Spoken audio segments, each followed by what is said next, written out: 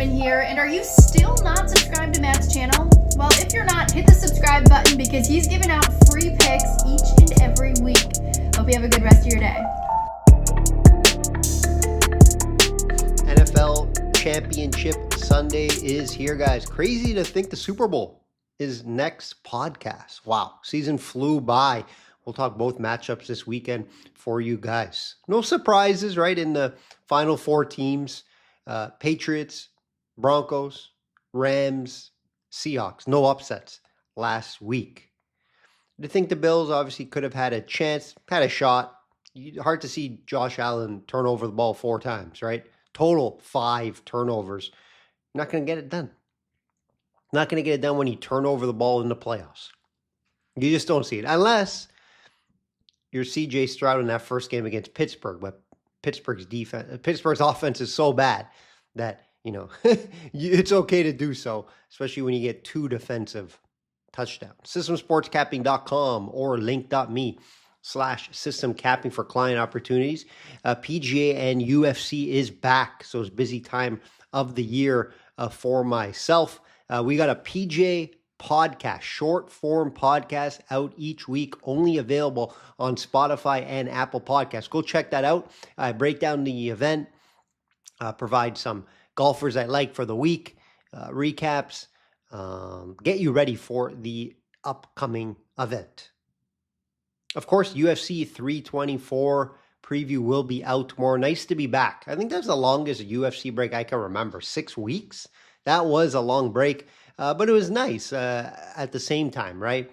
Can relax, get ready for the upcoming UFC. But yeah, 6 weeks is a little too long. I think a month is the most it should be moving forward. Like the video if you're watching on YouTube. If you're listening on Spotify or Apple Podcasts, share, review. It helps me out a ton, guys. Thank you for listening or watching on YouTube. Divisional round recap. Let's do a recap like we always do. And it was another great weekend of games minus the Seattle beating, right? That game I didn't expect to be a blowout on the Seattle side. Seattle was my favorite team to win. We did have them in the teaser just to win. Moved it down from 7. We did hit the teaser last week, so hopefully you did tail that. I just didn't expect the blowout. I expect a lower scoring game from the Seattle side, not expecting to go 40. I expected the 49ers to be around 10 points when I did my grading and research on it. I had the under in that game, and it just barely went over, and it was due to the 40 points from Seattle. And you can't expect, run back for a touchdown on the opening play. Just a lot of bad luck if you're on the under there. But yeah, we did hit Seattle in the teaser market with the Rams, plus 3.5, I believe it was. So good cash there in the teaser market, but had no luck in the totals market last week. Stayed away from player props. I may have a couple player props this weekend, though. Great game in Broncos and Bills. Went to overtime. Tough battle. Could have went either way. It's just, again, the turnovers. Just didn't expect Josh Allen to turn the ball over that much. Then McDermott got fired for it. Don't really agree with that firing, but hey, I kind of get it. You're just making to the playoffs and not doing much in the playoffs. So I guess I can kind of see that point, but they should have also fired Bean, their GM, right? He was the one that couldn't get Josh Allen to help. Enough help to help them get over the board. A couple questionable signings on secondary as well. I thought Bean could have done a lot more for that team. So, you know what? Sometimes it's okay to start new. McDermott, I think he's a great coach, but just like the Harbaugh situation, you continue to go to the playoffs, you continue to lose. Baltimore misses the playoffs this year, loses twice to Pittsburgh, 3-6 at home. You got to make changes even when the coaches are good sometimes as well. Tough for Nix, right? Bo Nix. I didn't even understand when that happened. I had to look back where he hurt his ankle. He played through it at the end, only a couple plays though, but he walked off like nothing happened. So tough son of a bitch there, but just a bad break for the Denver Broncos. Wow. I think they go to the Super Bowl for sure with Bo Nix there, playing at home with that defense. think they had a good shot to beat the Patriots. Now, tough to back the backup quarterback. We'll talk about that shortly. Another bad QB performance, CJ Stroud. One of the worst playoffs you'll see from a QB ever. 8 turnovers total in 2 games. Just bad. I know he didn't have Collins. He didn't have Schultz. That's tough. And then the Bears, heartbreaker, right? I'm happy because I was on the Rams. We were on the Rams. I have Rams in the future market as well. Just crazy throw by Caleb. Happy to see Chicago back to being a good team. They should be good for years to come. Let's get into it, guys. Let's get into this. Patriots -4.5. There's some 5.5s out there. It's moving, guys. It's moving up. A lot of money coming on the Patriots. Total 42.5. And you get why, right? We wanted to see the Bo Nix versus May matchup. Would have loved that. But now we get the Patriots. A lot of luck coming into this playoffs, guys, right? Some say the easiest trip to the Super Bowl awaits. If they win this game, of course. Right? One of the easiest strengths of schedule ever in a regular season. Then they got a Chargers team. It's a good win. Chargers were just an average to decent, good team, let's say. But no O-line, right? Their O-line was banged up. So they beat the Chargers. Then they beat Houston without Collins and Schultz and CJ Stroud playing the way he did. And then now they get Denver with a backup quarterback in Stidham. It's a very easy path to the situation. But hey, hats off to the Pats. I'm not a Pats fan, but I'm not going to hate on them for getting an easier path to make it to the Super Bowl, right? Can't hate on them. The revenge spot for Stidham, though, guys. We're in a revenge spot. What do you mean by that, Matt? He was drafted by the Patriots in the middle of the draft. Revenge spot. Never worked out, right? They gave up on him. 2 of the best teams in the AFC this year, guys. Right? Pats won 15 of their last 16, and the Broncos 14 of their last 15 games. So yes, these are the 2 best teams in the AFC this year. Just from overall winning streaks. I can't say from a schedule standpoint, Bills had a tougher schedule. Houston had a tougher schedule. Jacksonville had a tougher schedule. But still, these are the 2 best teams in the AFC. Just terrible news for Bo Nix. Right? How do you really grade this? How much of a downgrade is it? Right? You're seeing the lines 4.5, 5.5. What would the line be with Bo Nix? Patriots -1.5? Or would Denver be favorite? It's a good question. It's a big question. I think the Pats would be probably -1.5. That would be my assumption. But guys, this Denver D could win them this game. They're going to have a huge game. Right? May had 4 turnovers last game. It's not like he's playing great right now. Didn't look great against the Chargers either. So I do believe Denver could win this game if they have a big-time defensive performance. They need multiple touchdowns. I do believe they need at least a touchdown on defense. They need a defensive score, at least one, because I don't see Stidham, putting up 17, 20 points on offense. I just don't see it. So they're going to have to get either defensive turnovers in the Patriots zone so they get, easier chances to score. I don't see Stidham going up and down the field, guys. Right? Pat's defense is very good. It's been playing very good. They've limited Houston. They've limited Chargers. They're playing good football as well. We can't just think that, Patriots are a good offensive team. They have a lot of good defensive pieces as well, along with the defensive coach. I just have a hard time seeing Denver put up many points here on offense. Right? Stidham stats, right? He made 1 appearance, guys. Yes. He made 1 appearance, and it was for -1 rushing yards. That tells me he came in like a blowout and just and they won the game, right? So no live throws in a game this year.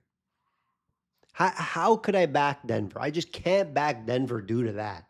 again, yes, Denver could win this game, but it's going to have to be a magical performance on defense.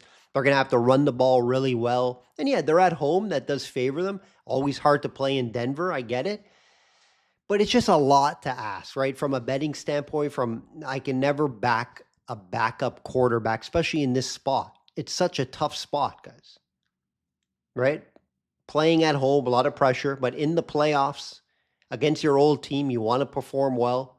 I don't think they're going to make him throw a ton. He's going to have to throw at some point, but it's going to be more running the ball. And I do believe the Patriots stack the box, and it's going to be enough for the Patriots to win this game. So I do like the Patriots to get the job done. Not in love with the spread here. I'll be staying away from a spread bet. They will make my teaser segment here shortly. And I do like the under 42.5. I haven't had success in the under market this year in the playoffs, but we are going to go back to the under 42.5. And it's for everything I mentioned. Both defenses are playing really well. Instead of at quarterback, he downgrades that offense a ton. Rams at Seahawks. Seahawks minus 2.5, total 47. We see how this one goes, right? We've seen this game multiple times. Always going to be a close game. First game, the Rams won 21-19. And then the big one, right, for the division, just maybe a month or so ago, 38-37 in OT for Seattle. And that's what I expect again. Another close game here, 3 to 5 point type of game. Seattle at home, sure, that I wouldn't say it really favors them a ton. Rams have proven they can win on the road already. Both wins are been on the road, even though they've been close games. And yeah, going into this game, I can say Seattle has looked like the better team. But this game is a 50-50 coin flip in my eyes, guys. Right? Now, I have a future pending on the Rams. I have a plus, I think around 300 to win the NFC. And then I have them to beat the Patriots in the Super Bowl. So yeah, I'm obviously cheering for the Rams here, guys. Right? There's no doubt about it. So, I'm probably going to cover myself here, play Seattle. I am leaning the Seattle way. Right, it's going to cover my future market. So if I play Seattle minus 2.5 or even just them to win the money line, it's a smart play due to, a pending future from, months ago. So, yeah, I'm going to lean Seattle here in this spot. I do believe they are coming into this game as the better defensive unit, better team. A little hard to say they're better coached because obviously McVay, but I do believe Kubiak, he's just been cooking, guys. He's been cooking with Sam Darnold. He's making Sam Darnold look like an MVP. He's playing great football right now. He's proven that he could win the big games. That's what we're always worried about. We're always worried about, can Sam Darnold win the big game? And he has won multiple big games this year. Now, this is probably going to be the biggest game of his career. So let's see what happens. And I do get it if you're going to play the Rams here at plus money. Like I mentioned, I have this as a flip of a coin game. Rams been there, done that. McVay won the Super Bowl. Stafford's been there, done that, right? So I get it from that standpoint, right? Seattle, not as experienced as the Rams in this type of big spot. Total here, 47. I would probably lean the over. We've seen Seattle just put up over 40 points. Ram obviously can score with one of the best highest scoring offense in the NFL. So I wouldn't be surprised if this game goes over that 47 total. Just a note here, Seattle did lose Zach Charbonnet. They use him a lot around red zone. Also, they were about splitting carries with Walker. However, Walker's been playing really well, running the ball well. So I don't think it's a big downgrade or even I don't think it's going to affect Seattle's offense, let's put it like that. Now, if Walker gets injured or if Walker is stopped early, it could affect. And they can't bring in another guy like they used to kind of, around 50-50 carries. I would say Walker probably would get maybe 60-40 type carries. But Charbonnet had some big games down the stretch. Very good runner, especially around the goal line. They do give him a lot of carries. So it's definitely a loss for Seattle there on offense. So yeah, guys, like I mentioned, we broke down this game multiple times. It's going to be a close game, and it's going to probably end up in the fourth quarter. Who shows up who makes the bigger plays, who makes the bigger throws, who gets the big stop or turnover. That's what's gonna play out in this game. I'm not gonna sit here and tell you exactly or who I exactly think's gonna win because I don't know, guys. I'm not gonna lie to you, right? I don't know who's gonna win this game. I believe it's a 50-50 style game. Like I said, me personally, I have Rams already to win the NFC in a future market ticket. So I'm gonna cover myself with Seattle here to win the game. I'm gonna lean the over for podcast purposes as well. Good game. Remember, last time these two played, Puka Nacua went for 225. 225, guys. Last week, he was a little down week around 56. If you can get him off a tough week, under 90 in the prop market, I would definitely look that way. I do my props for clients, not every week, but if I find props, I usually do them on Saturday morning. Most books started having them come out Thursday, Friday.